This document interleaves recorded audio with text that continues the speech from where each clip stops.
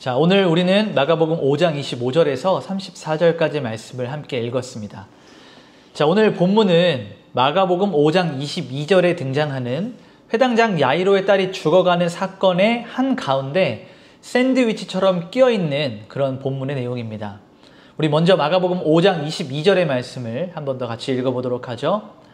회당장 중에 하나인 야이로라 하는 이가 와서 예수를 보고 그 발 아래 엎드리어 간곡히 구하여 이르되 내 어린 딸이 죽게 되었사오니 오셔서 그 위에 손을 얹으사 그로 구원받아 살게 하소서 하거늘.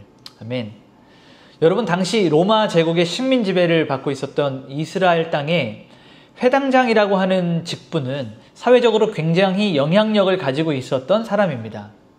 그러니까 이스라엘 사람들은 자신들의 정체성을 유지하기 위해서 아주 오래전부터 이 회당이라는 제도를 유지하고 있었습니다. 여러분, 우리가 잘 알고 있듯이 이 회당이라고 하는 제도는, 회당이라고 하는 이 장소는 그곳에서 예배뿐만 아니라 어떤 교육, 그리고 특별히 디아스포라 사람들에게, 이스라엘 나라가 멸망하고 많은 곳으로 흩어졌던 이스라엘 사람들 중에서 혹시 여행을 하거나 직업을 알선해줘야 되는 이런, 우리 지금으로 치면 어떤 주민센터나 동사무소와 같은 역할을 감당했던 곳이 회당입니다. 물론 예배도 드렸고요. 그러니 이 회당의 장이라고 하는 이 야이로라는 사람은 얼마나 많은 사람들에게 영향력을 끼칠 수 있는 사람이었는가라고 우리는 그의 직분을 통해서 알 수 있다는 것이죠. 자, 그런데 중요한 것은 무엇이냐면 이 회당장 야이로라고 하는 사람이 목수의 아들이자 사람들의 입방아에 오르락 내리락하는 이 예수라고 하는 청년의 발 앞에 엎드렸다는 사실이에요. 여러분, 이 예수라고 하는 청년, 우리는 예수님을 그리스도로 믿고 구세주로 메시아로 받아들이지만 당시의 사회적 분위기는 절반 정도는 예수를 메시아로 혹은 구원자로 혹은 특별한 선지자나 아주 특별한 사람으로 따랐었고, 또 그만큼 반대측에 있는 사람들은 예수를 무너뜨리고 그를 잡아 죽이기 위해서 많은 노력했다는 것을 우리는 성경을 통해 알 수 있죠. 자, 그러니 이 예수님 앞에, 예수라고 하는 청년 앞에 회당장 야이로가 엎드렸다라고 하는 그 사실 자체는 굉장히 시대적으로 충격적인 사건이었습니다. 자, 그렇다면 이 회당장 야이로가 예수님 앞에 엎드렸던 이유가 무엇일까요? 다름이 아니라 자신의 죽어가고 있는 딸을 위해서였죠. 그의 딸을 치유하기 위해서였죠. 자, 누가복음 8장 42절을 보게 되면 이 야이로의 딸은 외동딸이었다는 것을 알 수 있습니다. 그러니 이 야이로의 마음이 어떻겠어요? 더 간절했고 더 체면과 지위를 신경 쓰지 않고 모든 상황들을 떠나서 자신의 딸을 고칠 수만 있다면 그 앞에 무릎이라도 꿇을 수 있는 그런 심정을 잘 드러내고 있는 것입니다. 아마 이 회당장 야이로 역시 예수님에 대한 많은 소문과 이야기를 들었던 것 같아요. 그러니까 오셔서 어떻게 고쳐달라고 치유의 방법을 말하는 것이 아니라 오셔서 손을 얹기만 하면 내 딸이 나을 것입니다 라고 말하고 있는 것이죠. 자, 오늘 우리가 함께 읽은 이 본문은 앞에 나오는 마가복음 5장 22절에서부터 차근차근 순서대로 진행이 되어야 된다는 이야기입니다. 그래서 오늘 마가복음 5장 24절에 보니까 많은 무리들과 함께 예수님이 회당장 야이로의 집으로 걸어가는 모습을 우리는 볼 수 있게 되죠. 그런데 정말 중요한 문제의 발단은 바로 여기서부터 시작이 됩니다. 자, 갑자기 한 여인이 등장합니다. 이 여인에 대한 많은 정보는 성경이 말을 하고 있지 않아요. 반면에 이 회당장 야이로는 어떠한 정보를 주고 있습니까? 성경은 야이로가 회당장이었다는 사실과 그의 딸이 죽어가는 가운데 있다라고 말하면서 오늘 본문의 평행 본문인 마태복음 9장을 보게 되면 이 야이로에게는 많은 종들이 있었음을 알 수가 있죠. 이처럼 한 여인에게는 많은 정보를 주지 않은 채 야이로에게는 회당장이었고 딸이 있었고 그에게 종들이 있었고 그의 딸이 죽어가고 있었던 이런 많은 정보들을 우리에게 언급을 하고 있습니다.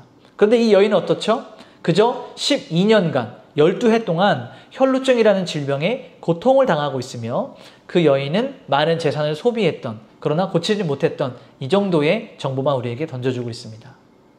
여러분, 혈루증이라고 하는 이 병을 여러분은 이미 많이 들어서 잘 알고 계시겠지만 피가 멈추고 있지 않은 상태, 혹은 학자들의 연구에 의하면 이 여성은 어떤 생리가 멈추지 않고 지속적으로 계속 유지되고 있거나 혹은 과도한 출혈의 상태라고 말하고 있습니다. 지금 오늘날 우리가 사는 이 시대야 어떤 한 개인의 질병으로 치부해 볼 수 있겠지만 당시 이스라엘 사회를 우리가 좀 살펴보면 이것은 굉장한 사회적 문제가 됩니다. 레위기 15장 25절의 말씀을 우리 함께 살펴보도록 하죠. 만일 여인의 피의 유출이 그의 불결기가 아닌데도 여러 날이 간다든지 그 유출이 그의 불결기를 지나도 계속되면 그 부정을 유출하는 모든 날 동안은 그 불결한 때와 같이 부정한즉. 아멘. 자, 이스라엘 사회는요 철저하게 율법주의적인 사회였습니다. 하나님의 말씀이 그들의 삶의 기준이었고 모든 의식과 제도도 성경에서 말하는 방식이 기준점이 되었어요.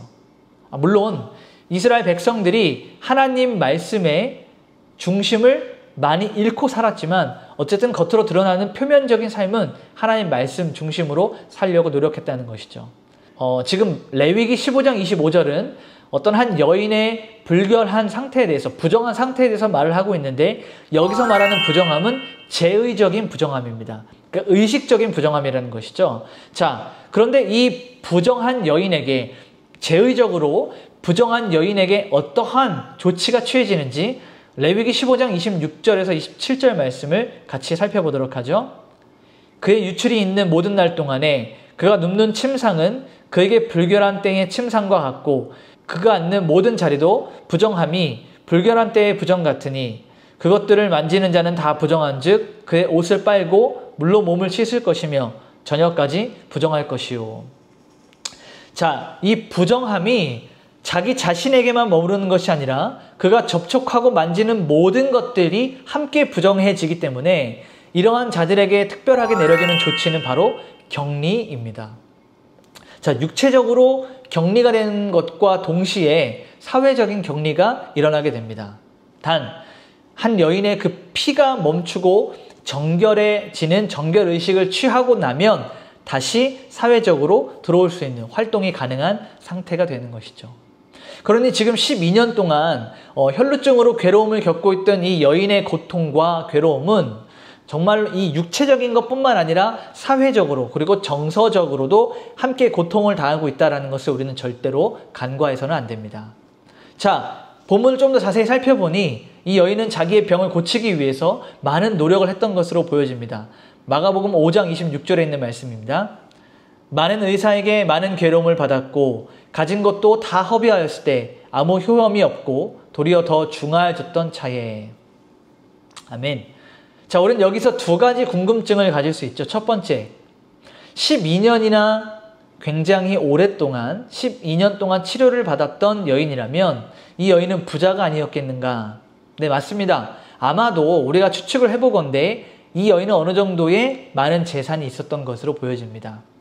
그러나 성경이 말하고 있는 것은 이 여인이 얼마나 많은 재산을 가지고 있었던 부자였는가가 아니라 그가 12년 동안 이 질병을 치료하기 위해서 자신이 가졌던 모든 재산을 다 소진하고 아무것도 남은 것이 없는 빈털터리 상태가 되었다라고 하는 것이에요. 자, 두 번째 질문. 정결법에 의하면 이 부정한 여인과 접촉하는 모든 사람들 역시도 다 부정하게 되는데 그녀를 치료하는 의사들 역시 부정해지는데 이것이 가능한가라는 거예요. 자, 당시 로마 제국의 식민 지배를 당했던 이스라엘 사회에는요, 헬레니즘 문화가 굉장히 사회적으로 전반적으로 팽배해 있었습니다. 그러니 어떠한 자들은 유대의 정결 의식보다는 헬레니즘의 사상을 기반으로 해서 의학과 또 과학을 중시하는 그러한 사람들이 있었다는 얘기예요.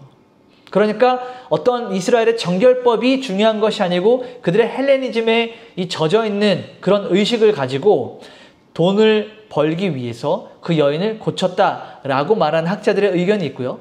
또 다른 학자들의 의견은 유대인 의사들 가운데서는 그녀를 접촉하고 나서 부정해지는 그 하루, 그리고 하루가 지나고 나면 정결의식을 통해서 다시 일상으로 복귀하는, 그러니까 이 의사들은 돈을 벌기 위해서라면 제의적으로 잠깐 동안 부정해지는 것쯤이야 얼마든지 감당하고 돈을 벌기 위해서 노력했다는 것을 말하고 있다라고 어떤 학자들은 이야기하고 있습니다. 그러니까 중요한 것은 그 여인은 가진 모든 것을 다 소비했음에도 불구하고 자신의 병이 차도가 있기는커녕 더 악화되고 있다라는 것을 그런 어려움을 겪고 있다라는 것을 성경은 말하고 있다는 것이죠. 자, 자기의 질병을 깨끗해지기 위해서, 자신의 질병을 치유하기 위해서 온 재산을 소진한 사람이라면 그녀의 목표는, 그러한 사람의 삶의 목표는 단 하나일 것입니다. 뭐예요? 병이 낫는 것이죠. 깨끗해지는 것이죠. 자, 그런데 생각지도 못했던 반가운 소식이 그녀에게 들려옵니다. 자, 27절 말씀을 보니까 이 여인은 예수의 소문을 들었다라고 말하고 있어요. 여러분, 듣는 것이 그래서 중요한 겁니다. 바울도 로마서 10장 17절 말씀에 뭐라고 얘기합니까? 믿음은 들음에서 난다라고 말하고 있어요. 자, 여러분, 우리가 듣지 못했다면 우리 역시 어떻게 믿을 수 있었겠습니까? 만약 이 여인이 자신이 예수님께 나아가면 나을 수 있다, 예수님께 나아가면 고침을 받을 수 있다라는 그 믿음이 예수에 대한 소문을 듣지 않고 어떻게 생겨날 수 있었겠습니까? 들었기 때문에 그러한 소망이 생기게 된 것이고, 그러한 소망이 결국은 믿음으로 이어지게 되는 것이죠. 여러분, 우리도 여기서 기억해야 될 것이 한 가지 있습니다. 여러분, 오늘날 우리 시대에 우리가 자주 하는 말이 무엇입니까? 삶으로 예수를 전한다라는 말이에요. 자, 삶으로 예수를 전한다, 중요합니다. 저도 그 말에 굉장히 동의해요. 그러나 제발 잘 전하세요. 삶으로 예수를 전하려면 잘 좀 전하십시오. 잘 살아내세요. 우리의 삶을 통해서 예수 그리스도가 드러나는 소문이 나는 것인데, 여러분, 우리가 교회 안에서의 삶과 교회 밖에서의 삶이 다르다면 우리의 삶을 통해서 어떻게 예수 그리스도가 전해질 수 있겠습니까? 우리의 삶을 통해서 어떻게 예수가 소문날 수 있겠습니까? 그러니 우리의 일반적인, 일상적인, 그리고 그리스도인의 삶이 결국은 영혼을 살리는 소문이 되기 때문에 여러분, 제대로 잘 살아내야 될 필요가 있다는 것입니다.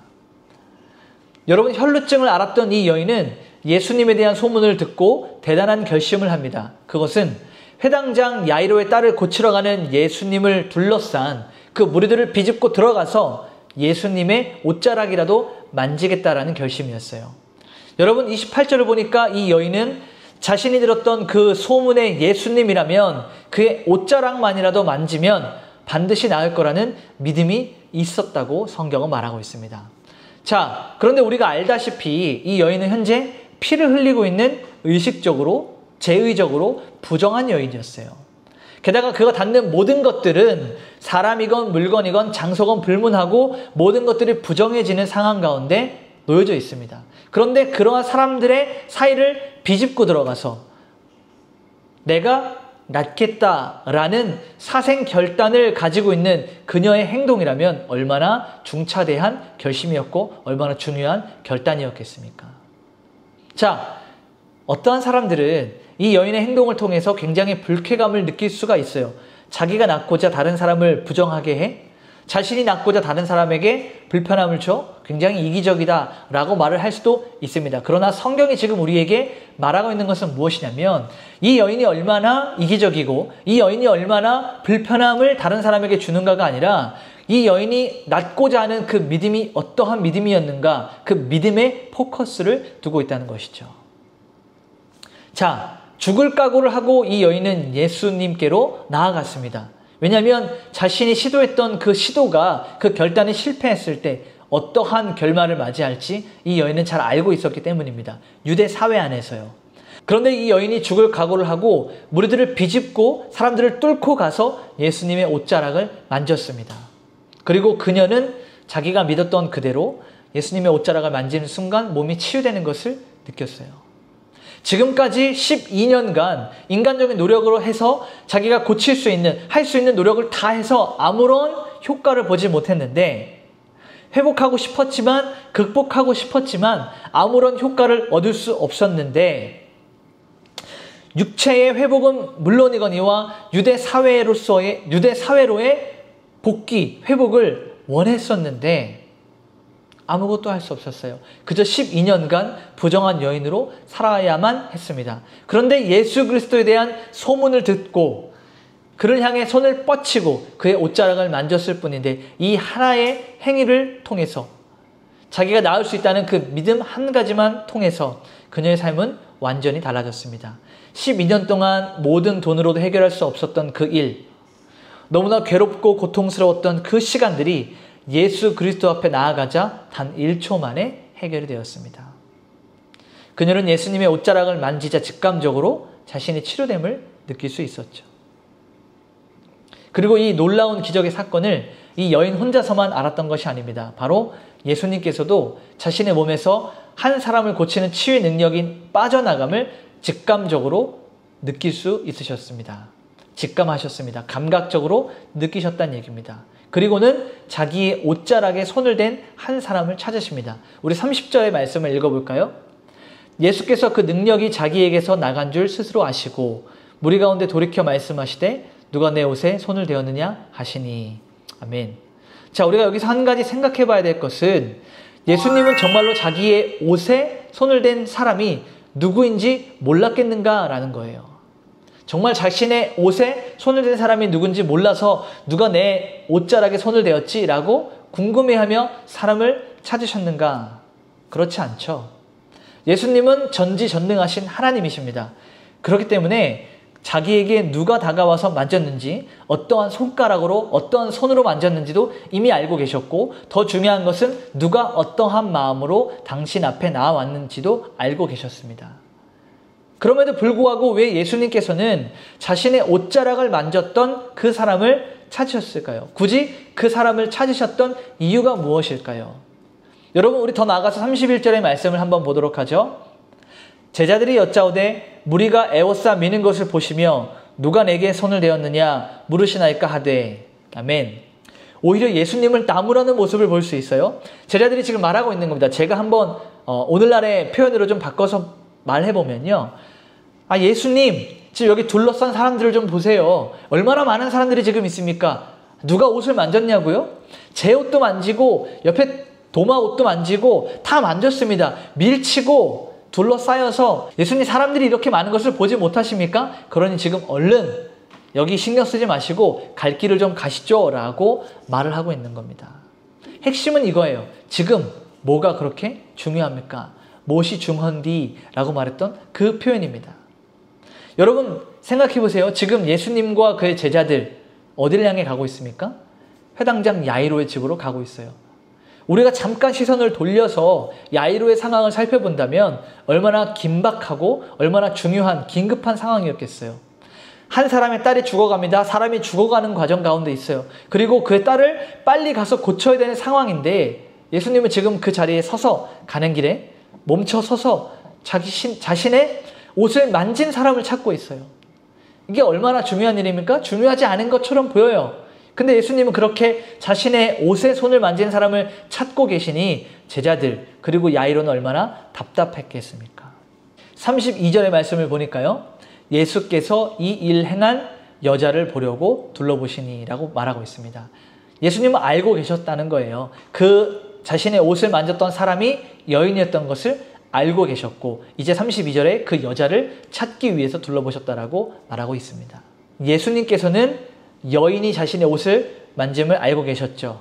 그럼에도 불구하고 이 긴박한 상황에서 발걸음을 멈추시고 여인을 찾으셨던 이유가 뭐예요? 여인의 믿음에 공개적인 고백을 원하셨기 때문입니다. 여러분, 이 여인은 두려웠습니다. 33절의 말씀을 보니까요. 여인이 두려워하고 떨며 그에게 벌어진 모든 사실을 고백했다라고 말하고 있습니다. 무엇을 고백했을까요? 자기에게 여러분 한번 우리가 그 상황을 생각해보고 상상해보면서 이 여인이 예수님께 무엇을 고백했는가를 한번 살펴보십시오. 상상해보십시오.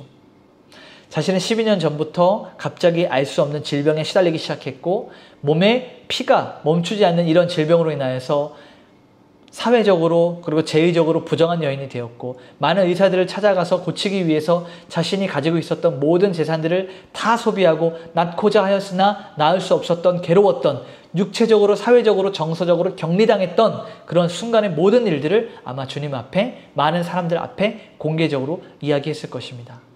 두려웠기 때문이에요. 무엇이 두려웠죠? 첫 번째는 자신이 재의적으로 부정한 여인임에도 불구하고 사람들을 해집고 그 안에 들어가서 예수님을 만졌다는 사실. 또 어떤 것이 두려웠겠습니까? 자기가 정말 듣고 믿고 알았던 그 예수가 들었던 그대로 정말 병을 치유할 수 있었던 사람이었다는 사실에 정말 충격적이고 두려웠고 놀랐을 것입니다. 여러분, 이때 예수님의 대답이 기가 막힙니다. 34절의 말씀을 한번 읽어보죠. 예수께서 이르시되 딸아 내 믿음이 너를 구원하였으니 평안히 가라. 내 병에서 놓여 건강할지어다. 아멘. 자, 예수님께서는 먼저 이 여인의 질병이 깨끗해졌다라고 말하지 않고요. 믿음으로 구원을 받았다라고 말씀을 하고 계십니다. 믿음이 너를 구원하였다라고 말씀하고 계세요. 주님이 보셨던 것은 무엇입니까? 바로 그 여인의 믿음이었습니다. 결국 그녀는 예수님에 대한 소문을 들었고 소문을 듣고 믿음을 가질 수 있었으며 그 믿음으로 결국은 구원을 얻게 되는 복 중의 복을 누리게 됩니다. 많은 사람들이 그 여인의 질병에서 깨끗해지는 치유의 사건에만 포커스를 두고 있습니다. 그러나 우리는 거기에만 머무르는 것이 아니라 그녀의 구원, 믿음으로 얻어지는 구원까지 우리는 확장해서 이 말씀을 살펴봐야 되는 것이죠. 단순히 육체의 질병에서의 회복이 아니라 그녀가 사회적으로 단절되어 있었던 유대 사회로의 복귀, 무너진 일상의 회복, 모든 것을 원래 위치로 돌이키는 구원, 참된 구원을 맛보게 되는 것입니다. 더 나아가서 예수를 그리스도로 받아들이는, 메시아로 받아들이는 영혼의 구원을 얻게 되는 일들도 함께 누리게 되는 것이죠. 여러분, 주님은 우리에게 구원을 말씀하실 때, 구원을 베풀어 주실 때 단순히 영혼의 구원만을 말씀하고 있지 않아요. 우리 육신의 삶과 영혼에 대한 모든 것들, 전반적인, 전인격적인 부분을 어우르실 수 있는 넓은 부분으로의 우리를 구원으로 초대하고 계십니다. 왜냐하면 주님은 충분히 그러고도 남으실 만한 능력이 있으신 분이기 때문입니다. 오늘 이 여인은 예수님을 통하여 다시금 새롭게 태어나는 새 생명을 얻게 됩니다.